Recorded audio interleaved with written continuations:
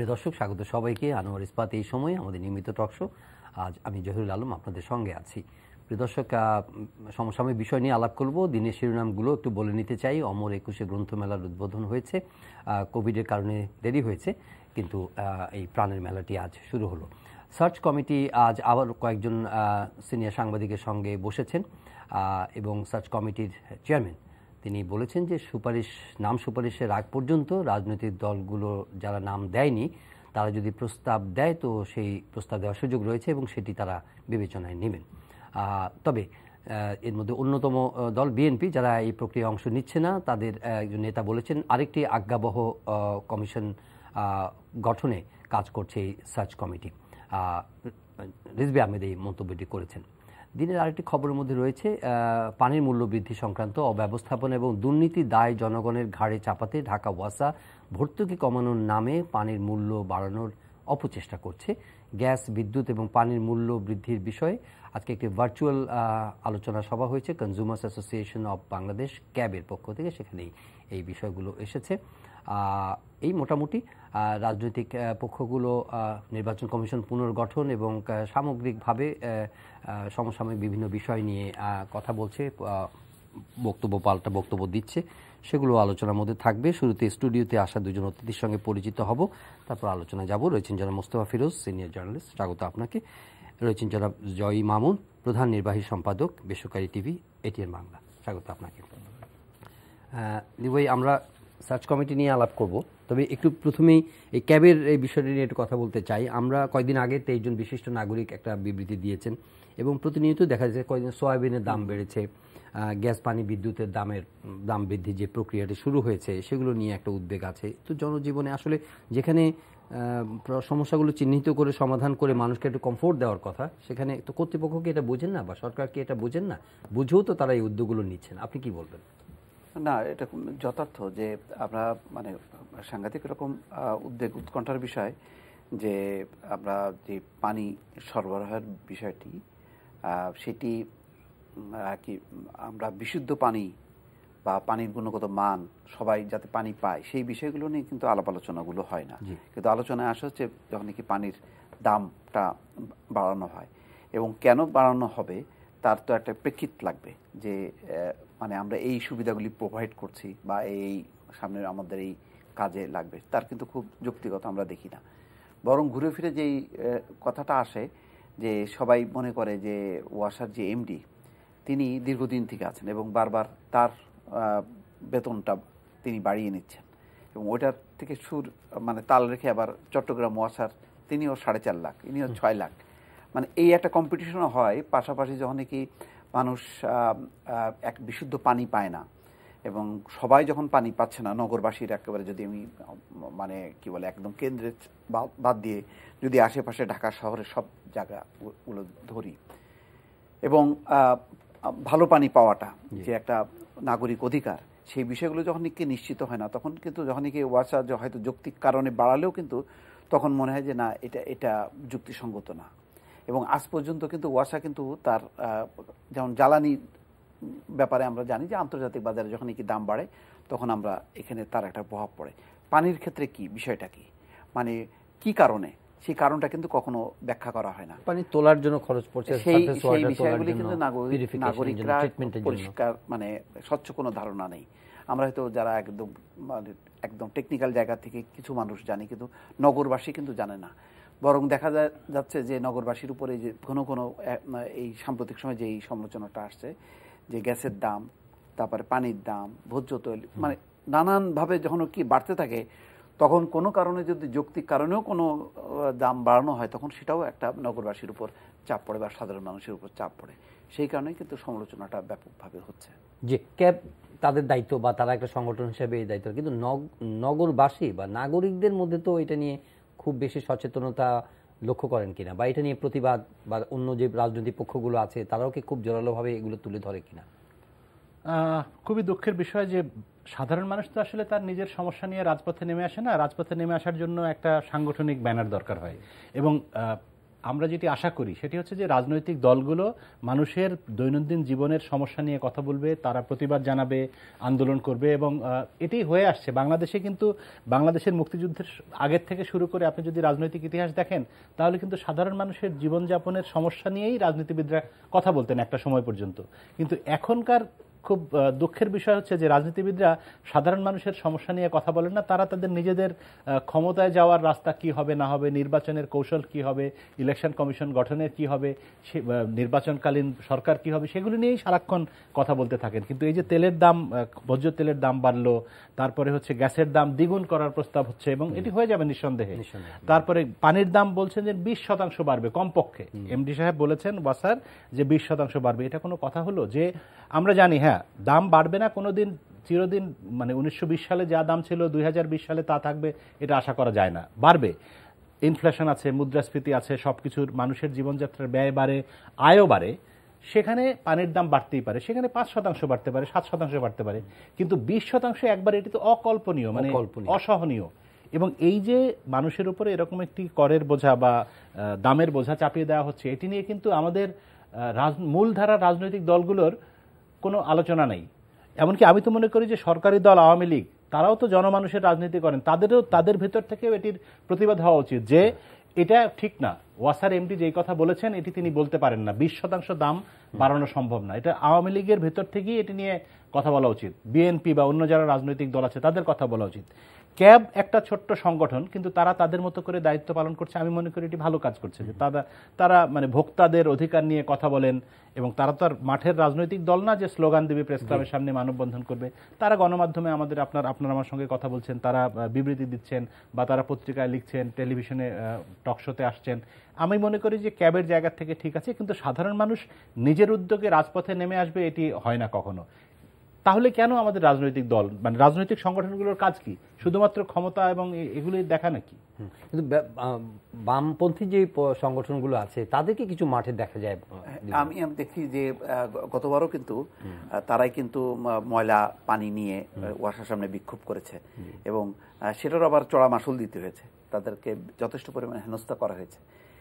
মানে বাসদ, সিপিবির মতন রাজনৈতিক দলগুলো মাঠে থাকে, এইটা যেটা মামুন বলছে এটা সত্য, যে বড় রাজনৈতিক দলগুলো একদমই নিষ্ক্রিয় থাকে, অথচ তাদের কত শাখা প্রশাখা, কত অন্তত একটা ইউনিটকে যদি বলে যে ঠিক আছে শ্রমিক লীগ তোমরা এটা করো, বা শ্রমিক দল তোমরা করো এটা, তাও বলে না, কারণ তাদের তো একটা ছোট শাখাটাও গোষ্ঠী স্বার্থ রক্ষার জন্য নাকি দিবে, এইটা তা না। এটা আসলে কি আমাদের তো যে মূল কথাটা তো বলছে, তো আমাদের এখানে তো রাজনৈতিক দলগুলোর মূল এটা হলো ক্ষমতায় থাকা আর ক্ষমতায় আসা, মানে এইটাই বারবার কিন্তু উঠে আসে। কিন্তু বিভিন্ন সংকটে আমরা দেখি যে জনমানুষের সংকট নিয়ে কিন্তু রাস্তায় নামেনি।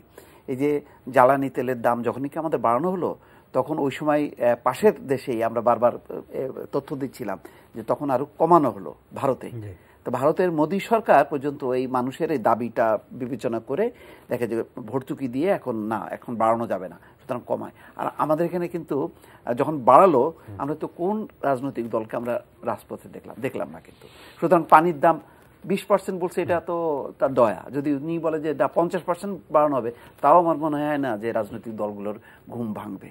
এটা খুবই দুঃখজনক। আরেকটা জিনিস খুব জরুরি এখানে পানির ক্ষেত্রে বলাই উচিত, সেটা হচ্ছে যে আমরা যারা, আপনি আমি বা টেলিভিশনে যারা দর্শক দেখছেন এই অনুষ্ঠান, তারা কেউ কি বাড়িতে বিশুদ্ধ পানি পান?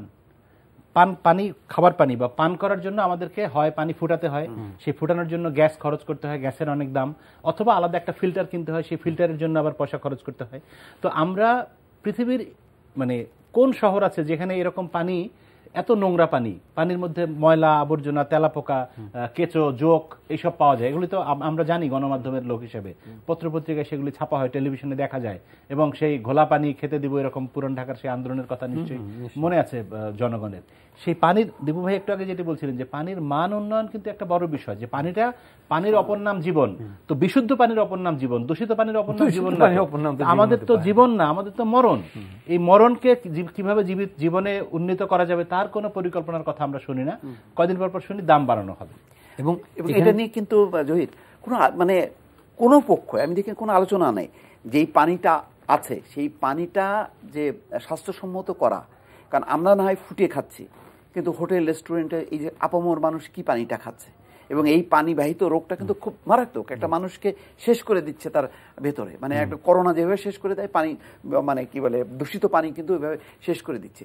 এইটা নিয়ে কোনো পর্যায়ে কোনো নাগরিক সমাজ কোনো জায়গায় কোনো সেমিনার সিম্পোজিয়াম বা চাপ দেয়া যে এটা ঠিক আছে, ওকে পানির দামটা ঠিক আছে বাড়ানো হলো, কিন্তু আমরা মানসম্পন্ন পানি দেবো, এই কথাটা কিন্তু আজ পর্যন্ত কেউ এই গ্যারান্টি, এই নিশ্চয়তার কথা কোনো আলোচনাই নেই। আমরা কিন্তু পানি ফুটানোর পরে মনে রাখা দরকার, ফুটানোর পরেও কিন্তু এটা কিন্তু দূষিত থাকে। তো এইখানে আমাদের দেশে কি বিজ্ঞানীরাও কিন্তু নাই যে তারা প্রতিনিয়ত এই বিষয়গুলিকে অ্যাওয়ার করবে যে জনস্বাস্থ্যের জন্য কত বড় হুমকি এই পানিটা, যেটা পানি যেটা বলছে যে জীবন, সেই জীবনটা রক্ষা করার ব্যাপারে কিন্তু আমরা আমাদের বিশেষজ্ঞদেরকে, নাগরিক সমাজের যারা এইগুলো নিয়ে কাজ করে তাদের কিন্তু কোনো কথা নেই। আরেকটা ব্যাপার যেখানে ক্যাব আজকে বলার চেষ্টা করলো যে এই যে অব্যবস্থাপনা এবং দুর্নীতি, এটা তো একেবারে কনজেনিটাল, মানে একটা অন্তর্গত সমস্যা, এবং সবসময় যে টিআইবির মতো সংগঠন বা দুদকের মতো তারাও নানা সময় এগুলো নিয়ে কথা বলেছে। তো এখানে তো কিছু অ্যাড্রেস করা হচ্ছে না। তো এগুলো যদি অ্যাড্রেস করতে পারতো, অব্যবস্থাপনা বা দুর্নীতি কমাতে পারতো, তাহলে 20% জায়গায় হয়তো বা উনি 10% প্রপোজ করতে পারতেন। এখন ব্যাপারটা হচ্ছে যে যখনই আপনি কোনো দুর্নীতি বা অনিয়মের কথা বলবেন, সেটি পানি হোক, বিদ্যুৎ হোক বা সরকারের অন্য যে কোনো সেবা ক্ষেত্র হোক, আমাদের মধ্যে প্রবল একটা ডিনায়াল সিনড্রোম। আমরা সবার আগে বলে দিই না না না কোনো দুর্নীতি নাই। এর ফলে হয় কি, যে যেই লোক দুর্নীতি করে সে কিন্তু এক ধরনের প্রোটেকশন পেয়ে যায়, ঢাল, যে না আমি যতই দুর্নীতি করি সরকার বা আমার পদস্থ যারা আছেন মন্ত্রণালয় তারা আমাকে প্রোটেকশন দিবেন, যে না না ওর এখানে ওয়াসাতে কোনো দুর্নীতি নাই, বিদ্যুতে কোনো দুর্নীতি নাই, তিতাস গ্যাসে কোনো দুর্নীতি নাই, বা বিদ্যুৎ সেক্টরে কোথাও কোনো দুর্নীতি নেই, বাংলাদেশের কোথাও কোনো দুর্নীতি নেই। সব দুর্নীতির জন্য দায়ী হচ্ছে ওই যে টিআইবির ডক্টর ইফতেখারুজ্জামান। উনি প্রত্যেক কিছুদিন পর পর বিবৃতি দেন, অমুক করেন তমুক করেন, উনি বলেন যে অমুক জায়গায় দুর্নীতি। এই লোকটা খুবই দেশদ্রোহী এবং একটা মানে দেশের শত্রু, এরকম একটা ভাব।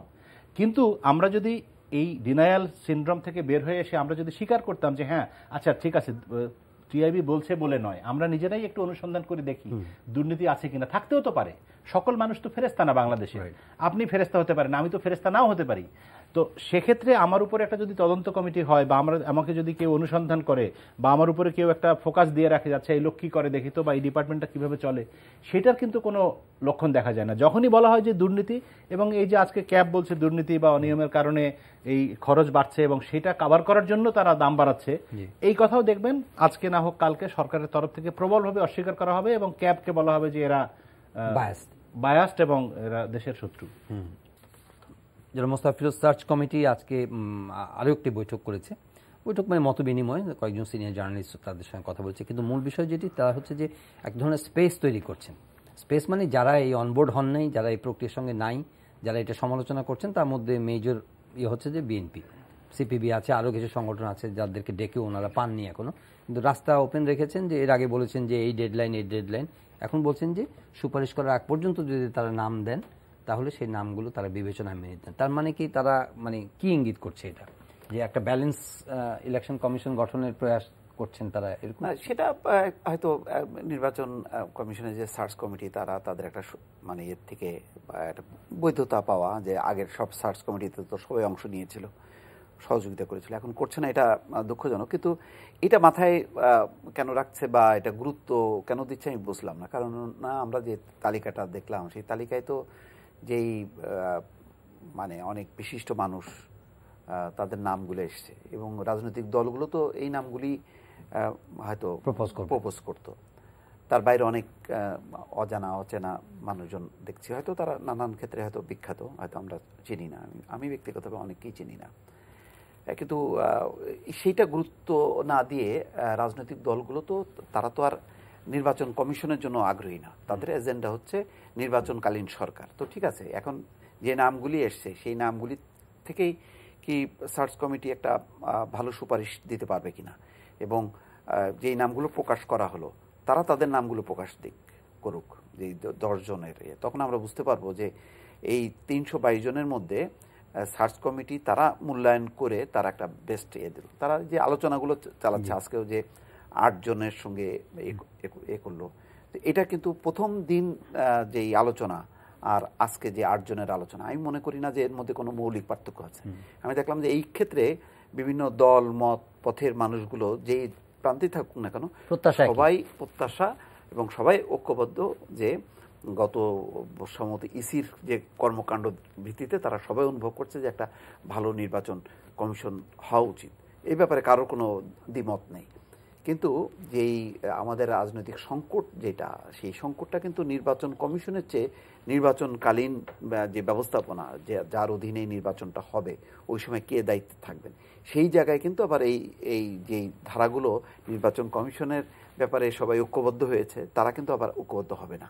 তো সংকটটা সেই জায়গায়। ফলে এই সার্চ কমিটিতে যদি এখন বিএনপি পার্টিসিপেট নাও করে, সেটাও মানে সমস্যা নেই, কারণে যে এই নামগুলো তো আমরা দেখছি, যদি তাদের মধ্যে থেকে বিশিষ্টজনদেরকে নিয়ে করতে চায় করতে পারবে, কিন্তু সেটাও কতখানি করবে, সেটাও কিন্তু যথেষ্ট আছে। আমার ধারণা যে এর আগের সার্চ কমিটিগুলোতেও অনেক বিশিষ্ট এরকম নামগুলি কিন্তু এসছে, কিন্তু তাদেরকে কিন্তু গ্রহণ করা হয়নি। যেমন কে এম নুরুল হুদা, আমরা তো কেউ চিনতাম না। মামুনকে চিনতাম না এর আগে, চিনতাম আমরা অনেকেই চিনতাম। আলী ইমাম মজুমদারকে তো চিনতাম আমরা, আলী ইমাম মজুমদারকে চিনতাম, হ্যাঁ, বদিউল আলম মজুমদার বা ব্রিগেডিয়ার সাখাওয়াতকে চিনতাম। আমরা বোধহয় সম্ভবত ওই মাহবুব তালুকদারকে লেখক হিসাবে চেনা হতো।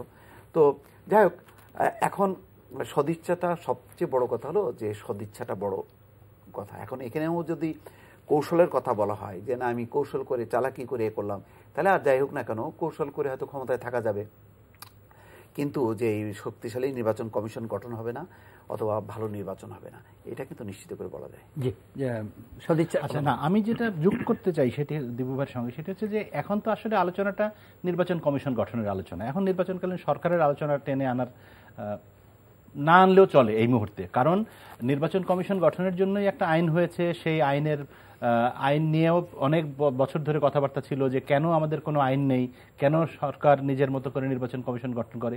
এখন যেহেতু একটা আইন হয়েছে, সেই আইনের কাঠামোর ভিতর দিয়ে একটা সার্চ কমিটি গঠিত হয়েছে। সেই কমিটির কাছে বিভিন্ন জন তাদের নাম প্রস্তাব করছেন, নিজের নামও কেউ কেউ প্রস্তাব করছে। আমি আমার নাম প্রস্তাব করলাম যে জয় মামুনকে প্রধান নির্বাচন কমিশনার করা হোক, এরকম নাকি 38 জন এই সার্চ কমিটির নেতারাই বলেছেন, মানে কি বলে মুখ্য সচিব, মন্ত্রিপরিষদ সচিব বলেছেন যে 38 জন তার নিজের নাম নিজে প্রস্তাব করেছে যে আমাকে করা হোক। তার মানে কি পরিমাণে একটা পাগলামির দেশে আমরা বাস করি।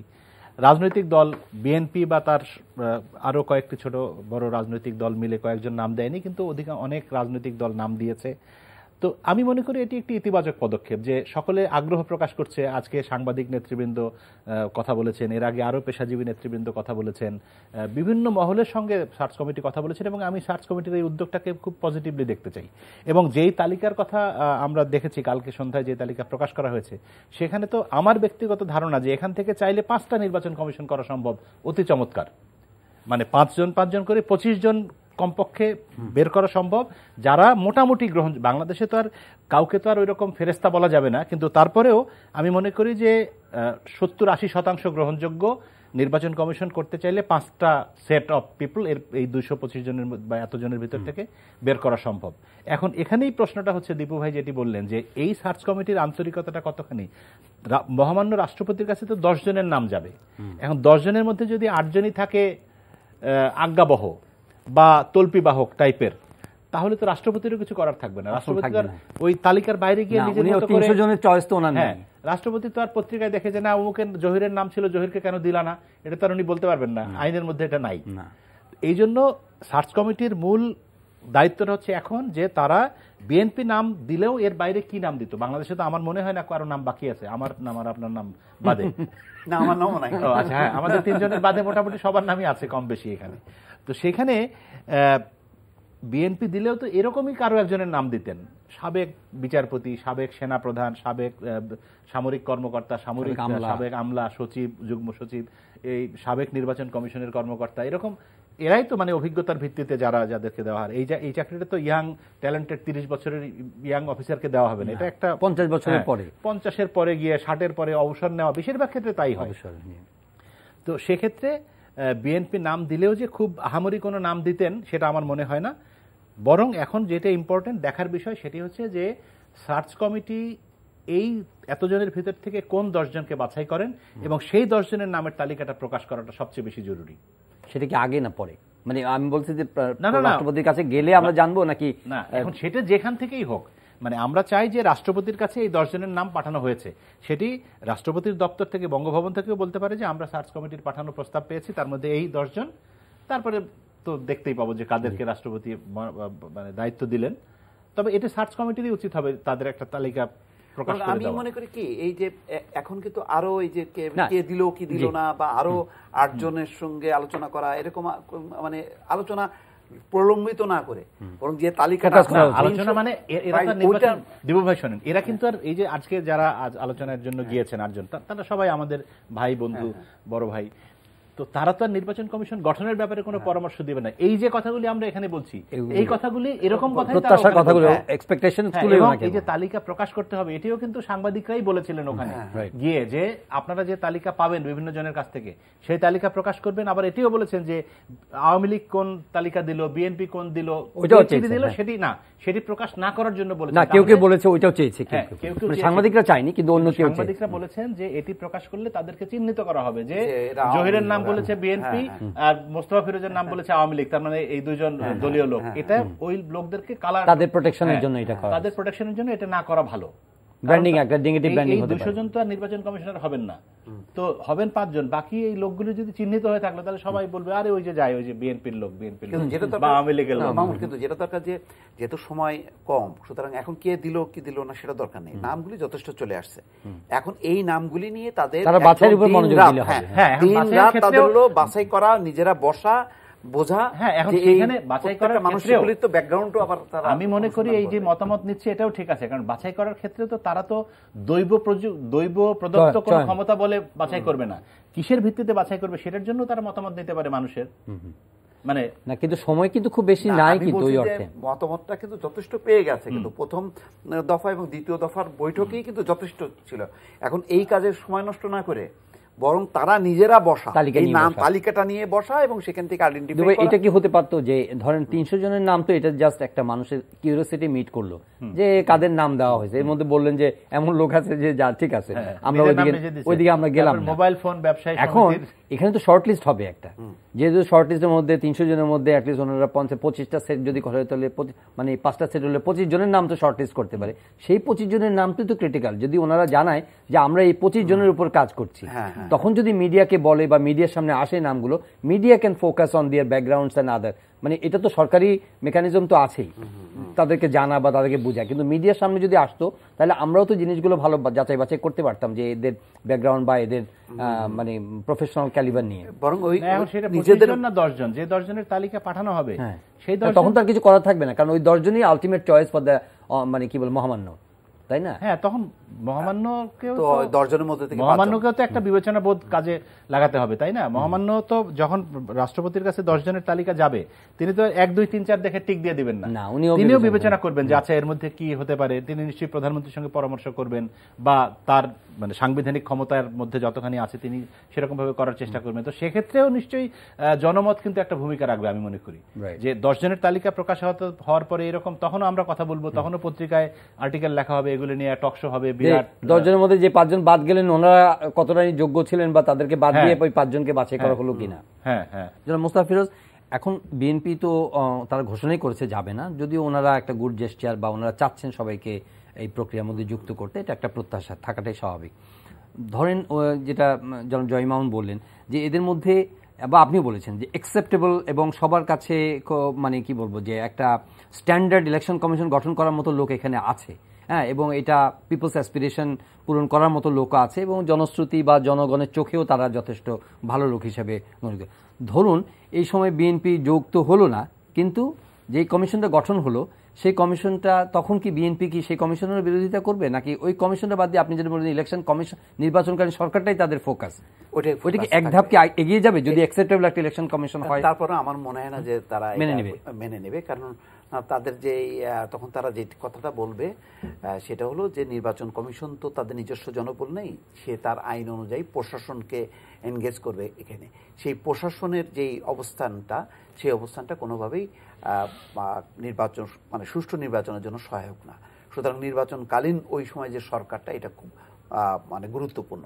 তারা কিন্তু ওইটার উপরে এই কারণে কিন্তু তারা সার্চ কমিটি থেকে শুরু করে আমার প্রশ্ন ছিল যে ইলেকশন কমিশন যদি আমাদের প্রত্যাশার জায়গায় যে একটা ইলেকশন কমিশন যেটা আমরা চাচ্ছি বা সবাই মিলে বলছেন একটা ভালো ইলেকশন কমিশন।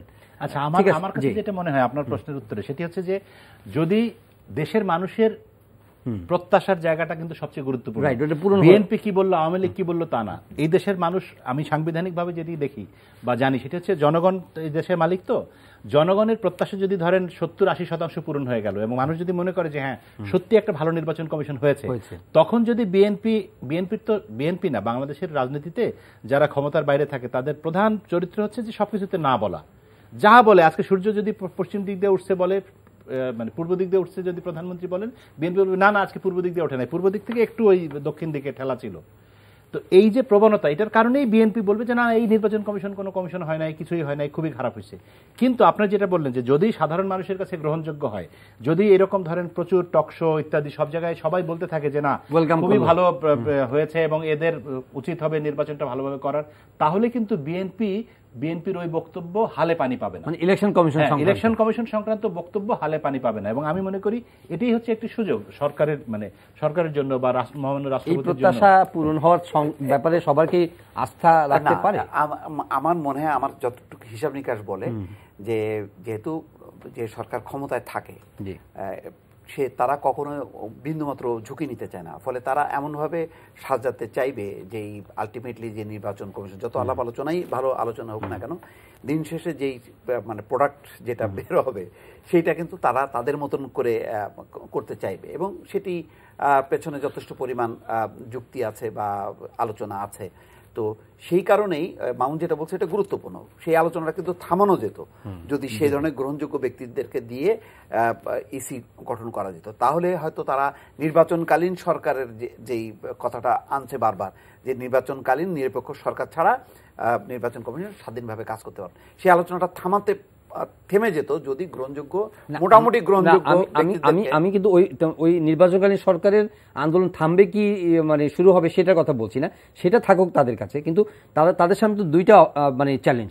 একটা হচ্ছে যে নির্বাচনকালীন সরকার তারা চায়, এবং আরেকটা হচ্ছে যে ইলেকশন কমিশন তাদের পছন্দ মতো হতে হবে। এখন এখানে যখন তারা যুক্ত হলো না, তাদের পছন্দের বাইরে ইলেকশন কমিশন হয়ে গেল, তখন যে মামুন ভাই যেটা বলেন, যদি জনগণের চোখে যদি এটা স্ট্যান্ডার্ড একটা ইলেকশন কমিশন হয়, তখন আর এই ইলেকশন কমিশন নিয়ে তাদের অত রিজার্ভেশনটা কাজে লাগবে কিনা, তারা তাদের নির্বাচনকালীন সরকার নিয়ে তারা আন্দোলন না, সেটা মানুষ সেটা অ্যাকসেপ্ট করবে। যদি গ্রহণযোগ্য ব্যক্তিদের সমন্বয় যদি গঠন করতে পারে তাহলে মানুষ এটাকে সাপোর্ট করবে এবং তখন সেটা তো বোঝাই যাবে যে সেই নির্বাচন কমিশন কতখানি তারা অ্যাক্ট করছে, সেটা তো নির্বাচনে আগেই প্রমাণ হয়ে যাবে, সেটার জন্য সময় আছে, যথেষ্ট সময় আছে। সুতরাং তখন কিন্তু এই চাপটা, যে পলিটিক্যাল চাপটা, প্রেশার অপোজিশনের, সেটাকে তো আবার অস্বীকার করা যাবে না বা উপেক্ষা করা যাবে না, যে তারা ফালতু আলোচনা করছে। এই চাপের কারণেও হইতে পারে যে একটা ভালো নির্বাচন কমিশন আসতে পারে এবং সেই নির্বাচন কমিশন যদি এমন কার্যক্রম শুরু করে, সেই শুরু করার মধ্যে দিয়ে কিন্তু তখন বিরোধী পক্ষ হয়তো আস্থা নিতে পারে যে না ঠিক আছে, নির্বাচন কমিশন তো এটা তো সরকারের কথা শুনছে না, তারা তাদের মতন করে অ্যাক্ট করছে। তখন হয়তো একটা পসিবিলিটি হইতে পারে যে নির্বাচনকালীন সরকারের যে দাবিটা তারা করছে সেখান থেকে সরে এসে তারা মনে করতে পারে যে ইয়েস, তারা আইন অনুযায়ী এই নির্বাচন কমিশনের যে ক্ষমতা আছে, আইনগত ক্ষমতা আছে, সেই ক্ষমতা বলে প্রশাসনকে তার অধীনে সেই নিয়ে আসতে পারছে। তো সুতরাং ওই অবস্থাটা নির্ভর করবে যে কি নির্বাচন কমিশন আমরা পাচ্ছি।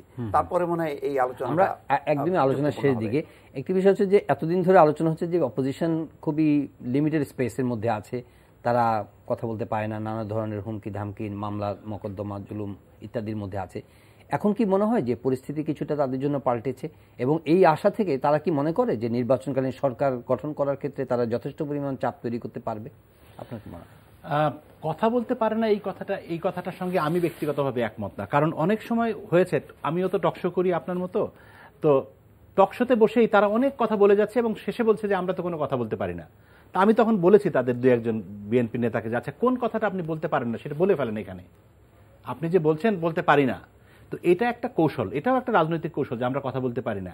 হ্যাঁ, তাদের বিরুদ্ধে মামলা হয়, প্রচুর মিথ্যা মামলা, প্রচুর আজে বাজে মামলা, মানে হাস্যকর মামলা, সেগুলো ঠিক আছে, সেটি বিভিন্ন সময় আমরা দেখেছি। কিন্তু রাজনীতিবিদরা বা অপোজিশনের লোকজন কথাই বলতে পারে না বাংলাদেশে, সেই রকম অবস্থা এখনো নাই এবং তারা প্রচুর কথা বলছে, বরং আমরা তাদেরকে পাই না অনেক সময় কথা বলার জন্য। মাঠে আন্দোলন প্রতিবাদের ক্ষেত্রে কিছু বাধা ছিল তাদের, হ্যাঁ, সেটা হচ্ছে যে হ্যাঁ অমুক জায়গায় সমাবেশ করতে পারবে না, এরকম কিছু ব্যাপার আছে। কিন্তু আজকাল এত গণমাধ্যম এবং এত সোশ্যাল মিডিয়ার যুগে কেউ কোনো কিছু বললে সেটি সবার মানে সঙ্গে সঙ্গে সারা দেশে রাষ্ট্র হয়ে যায়। তো কথা বলতে পারি না, এই অভিযোগটা ঠিক না।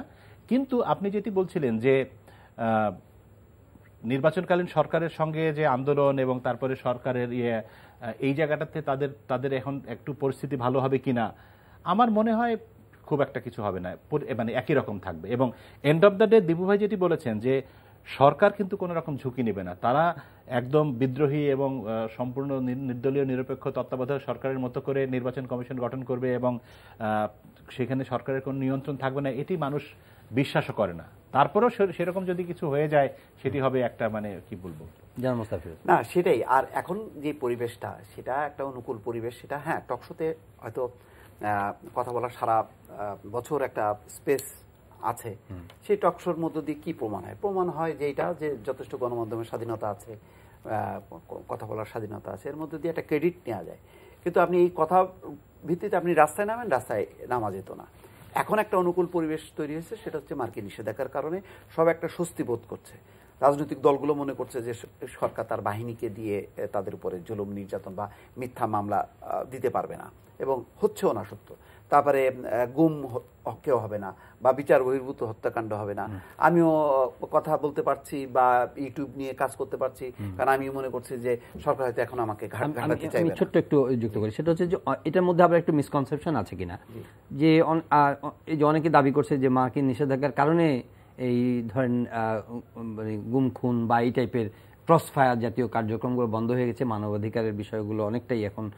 কিন্তু এ তো মেজর সিনহার হত্যাকাণ্ডের পর থেকেই তো দেখা যাচ্ছে যে ওইটা অনেকটাই না, ওইটাকে রিলেট করা হচ্ছে যে এটা মিসইন্টারপ্রিটেশন হচ্ছে। মেজর সিনহা হত্যাকাণ্ডের পরে তো দীর্ঘদিন কোনো ক্রস ফায়ার বিচার বহির্ভূত হত্যাকাণ্ড ঘটেই নাই বাংলাদেশে, এদের সাথে মার্কিন নিষেধাজ্ঞার কোনো সম্পর্ক নেই। কিন্তু তারপর 10টা কিন্তু হয়েছে, এবং সর্বশেষ কিন্তু এই যে কুমিল্লায় এক কাউন্সিলর এতে কিন্তু 2 জন ইয়ে হয়েছে, কমে যাচ্ছিল। কিন্তু আবার একটা রাজনৈতিক পরিস্থিতি সামনে আসলে, সামনে নির্বাচন আসলে, যদি এইটা হয়তো আস্তে আস্তে আবার ওইটা বিচারের মধ্য দিয়ে আবার এটা হয়তো শানিত হতো। তো সেই জায়গাটা এখন বন্ধ হয়েছে। 2টা মেজর সিনহা তো একটা বড় ধরনের প্রভাব পড়ছে, তাও উনি বিশেষ বাহিনীর মানুষ হওয়ার কারণে। এটা অন্য কোনো মানুষ হলে কিন্তু আচ্ছা, এটা একটা পরিস্থিতি তৈরি হয়েছে। আবার একই সঙ্গে মার্কিন স্যাংশন, এটা একটা বিশাল মানে একটা মানুষের জন্য স্বস্তি হয়েছে এই কারণে যে সবাই কিন্তু এখন সতর্ক হয়ে গেছে, বাহিনীগুলো তারা। এবং সবচেয়ে বড় কথা একটা পরিবর্তন আমি এবার গ্রামে যে দেখলাম, যে নির্বাচনের ব্যাপার অদ্ভুত ব্যাপার। আমি যে এলাকায় থাকি এবং পাশে 2টা ইউনিয়ন, একটা ইউনিয়নে নৌকা হয়েছে 4 আর একটা ইউনিয়নে হয়েছে 5 নম্বর। এবং নির্বাচনের ঠিক 2 দিন আগে প্রশাসন হঠাৎ করে একদম তার মুড চেঞ্জ করে বলছে যে ন, আমরা কোনোভাবেই ব্যবহৃত হব না। সাথে সাথে দেখা গেল সিনারিও চেঞ্জ হয়ে গেছে। তো ফলে এখন শুধু আমি মনে করি যে পুলিশ না, সিভিল সার্ভিস সব জায়গায় কিন্তু একটা মেসেজ চলে গেছে যে তুমি যদি কোনো রকমভাবে যদি গণতন্ত্র বিরোধী, মানবতা বিরোধী কর্মকাণ্ড করো, তাহলে কিন্তু তুমি স্যাংশনের আওতায় আসবা। এই ধরনের একটা ত্রাস তাদের মধ্যে পৌঁছায় গেছে, যেটা এক অর্থে দুঃখজনক যে এটা বাইরের কারণে এটা হয়েছে। এটা যদি আভ্যন্তরীণভাবে সরকারের আইনের শাসন, সুশাসন যদি থাকতো, তাহলে হয়তো আমরা গর্ব করতে পারতাম যে না, আমাদের সরকারই আসলে ভালো শাসন ব্যবস্থা প্রতিষ্ঠা করছে, যার কারণে এই গুম খুন হত্যা বা গণতন্ত্র বিরোধী যে কার্যক্রম সেগুলি বন্ধ হয়েছে। সেটা বাইরের কারণে আরোপিত হয়েছে। এইটা দুঃখজনক। কিন্তু অন্যদিকে সবার জন্য, যারা ভিন্ন মতের মানুষ, যারা স্বাধীনভাবে চলতে চায়, কথা বলতে চায়, মত সংগঠিত করতে চায়, তাদের জন্য কিন্তু একটা স্বস্তির কারণ হয়েছে। এটা স্বীকার করতে জনজয়মন্ত। এটা কি সংশোধন নাকি এটা ফিয়ার? ফিয়ার, মানে এক কথায় উত্তর দিলে এটা ফিয়ার, এটা সংশোধন না। কারণ পরিস্থিতি আবার যদি একটু পরিবর্তন হয়, আবার আমরা আগের জায়গায় ফিরে যাব বলেই আমার আশঙ্কা। এটা সত্য, মানে এই চাপটা। কিন্তু এইটাকে আমার মনে হয় যে এটা নেগেটিভভাবে না নিয়ে আমরা পজিটিভভাবে নিয়ে, এটা কিন্তু সবার জন্য মেসেজ যে কেউ আইনের ঊর্ধ্বে না। মানে সবাই যদি এটাকে ফলো করে, তাহলে এটা আমার মনে হয় একটা দীর্ঘস্থায়ী একটা প্রভাব পড়বে রাজনীতিতে। ভবিষ্যতে আমরা যে রাজনীতির বিপজ্জনক কাঠামোর মধ্যে আছি, কারণ আমরা যদি একটা ফেয়ার নির্বাচন হয়, তাহলে ওত পেতে আছে বিএনপি, জামাত, তো ওরা ক্ষমতায় আসবে। তো ওরা কি ক্ষমতায় কি আসবে? একই কাঠামোর মধ্যেই তো আসবে। তো ফলে ওরাও তো আওয়ামী লীগ যা যা করছে সেটা করার চেষ্টা করবে, কিন্তু হ্যাঁ একই, তারা ওই 10 বছরের কর্মকাণ্ডটা 1 বছরে সারতে চাইবে। তো এটা বিপজ্জনক অবস্থা হবে। ফলে আমি মনে করি যে আন্তর্জাতিক যেই এই অবস্থানটা আমাদের রাজনীতির জন্য শিক্ষা। যে শিক্ষাটা কিন্তু অন-11-এর সময় আমাদের পাইলে ভালো হতো, যদিও পরবর্তী বিতর্কিত হয়ে গেছে, কিন্তু অন-11-এর সময় কিন্তু এই ধরনের একটা মেসেজ দেওয়ার চেষ্টা করা হয়েছে যে রাজনৈতিক দলগুলো তোমরা সংস্কার করো, তোমরা নিজেদের মধ্যে গণতন্ত্র প্রতিষ্ঠা করো, তারপরে তোমরা দেশে প্রতিষ্ঠা করো। কিন্তু তখন আমরা কিন্তু সব মানে উল্টে গেলাম আর কি। আমরা সেখান থেকে শিক্ষা নেইনি, বরং খারাপ জিনিসগুলো আমরা ধারণ করছি। খারাপ জিনিস কি?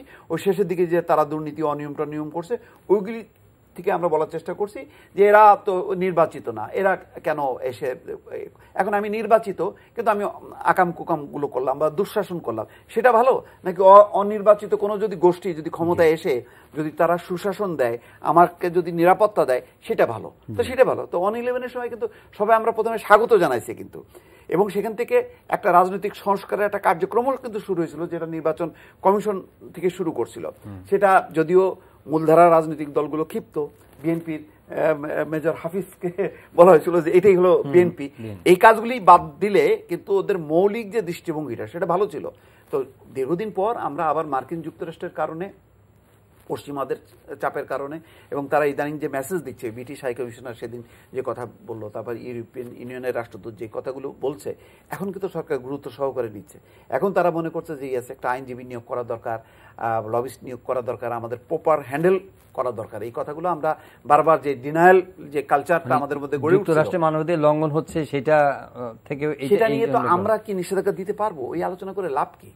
মার্কিন যুক্তরাষ্ট্র কি করছে না করছে, ইউক্রেন ইস্যুতে আমরা এখন আলোচনা করে বললাম যে আমেরিকা খুব খারাপ কাজ করতেছে, কেন তারা রাশিয়ার সাথে যুদ্ধ বাঁধে, এই আলোচনা করে আমাদের লাভ নেই। আমরা আমাদের অবস্থানটাকে সংহত করার জন্য আমরা আভ্যন্তরীণভাবে যদি রাজনৈতিক সমঝোতা তৈরি করতে পারি, তাহলে তো সেটা দিয়েই তো আমরা ফাইট করতে পারবো। তখন সবাই মিলে বলতে পারবো যে আমেরিকা তোমরা কেন নিষেধাজ্ঞা দিচ্ছ, আমাদেরটা আমরা ভালো জানি। তো এই কথাটা কি আমরা বলতে পারছি? আমরা বলতে পারছি না। এটাই হলো একদম শেষ প্রশ্ন। সেটা হচ্ছে যে কেউ রাজনীতিতে একটা সুবিধাবাদের বিষয় আছে, কেউ কমফোর্টে থাকে, কেউ ফিয়ারের মধ্যে থাকে। এখন ধরেন এর মধ্যেই কিছু বক্তব্য আসছে যে নির্বাচনকালীন সরকারের মানে ওয়ে আউটটা কি, ওই সময়ে এই সংকট বা স্টেলমেন্টটা কিভাবে উত্তরণ হবে। সরকার চাবে তাদের অধীনে নির্বাচন করতে, ওরা বলবে যে আমরা এই অধীনে করব না। ওয়ে আউট হিসেবে অনেকে জাতীয় সরকার বা এই টাইপের কথাবার্তা বলার চেষ্টা করে। Is there any room for that? মানে এনি সরকারের তরফ থেকে যেটি আমি বুঝি বা আমরা আমি সবাই বুঝি, সেটি যে সরকার এরকম কোনো রুমের চিন্তাও করছে না। তারা মনে করে সংবিধানে যেভাবে লেখা আছে সেভাবেই হবে, এবং সংবিধান তো সংশোধন করা হয়েছে, এটি তত্ত্বাবধায়ক সরকারের বিধান বাতিল করে এই সরকারের আমলেই। সো তারা মনে করে যে তারা যেরকম ভাবে চাচ্ছে সেরকম ভাবেই হবে। আর বিএনপি এখন এমন একটা কঠিন জায়গায় গিয়েছে যে তারা কোনোভাবেই এই সরকারের অধীনে কোনো নির্বাচনে যাবে না বলে ঘোষণা দিয়েছে। এমনকি স্থানীয় ইউনিয়ন পরিষদ নির্বাচনেও তারা যাচ্ছে না। মানে বিএনপির লোকজন নির্বাচন করছে, কিন্তু ধানের শীষ প্রতীক নিয়ে দলীয়ভাবে তারা করছে না। তো সামনে একটা এই নির্বাচন নিয়ে কিন্তু একটা কঠিন সময়ের মধ্যে দিয়ে আমাদেরকে যেতে হবে, এটি ঠিক। কিন্তু জাতীয় সরকার বা আন্তর্জাতিক সরকার না উপদেষ্টা সরকার না তত্ত্বাবধায়ক সরকার, সেটি আমি জানি না। কিন্তু সামনে নির্বাচনকে কেন্দ্র করে 2014 মানে 5 জানুয়ারি অথবা 2018 29 ডিসেম্বরের নির্বাচন যেরকম ভাবে হয়েছে, আগামী নির্বাচন ঠিক অত সহজে হবে বলে এটা মনে হয় না, আমার কাছে মনে হয় না। ধন্যবাদ জনাব জহির মামুন, ধন্যবাদ জনাব মোস্তফা ফিরোজ। দর্শক, আজকের এই সময় এখানে শেষ করছি। সবাই ভালো থাকবেন, দেখা হবে আবারও পরের অনুষ্ঠানে। চাইলে আপনারা অনলাইনে এই অনুষ্ঠানটি দেখতে পারেন, ভিজিট করুন ntvd.com। এছাড়া ইউটিউব ভেরিফাইড ফেসবুক পেজে আমাদের জনপ্রিয় অনুষ্ঠান খবরের আপডেট চাইলে আপনারা জেনে নিতে পারেন। আর করোনার ব্যাপারে সবাই সতর্ক থাকুন, মাস্ক পরুন, সাবান দিয়ে হাত ধুন এবং শারীরিক দূরত্ব বজায় রাখুন। ভালো থাকবেন।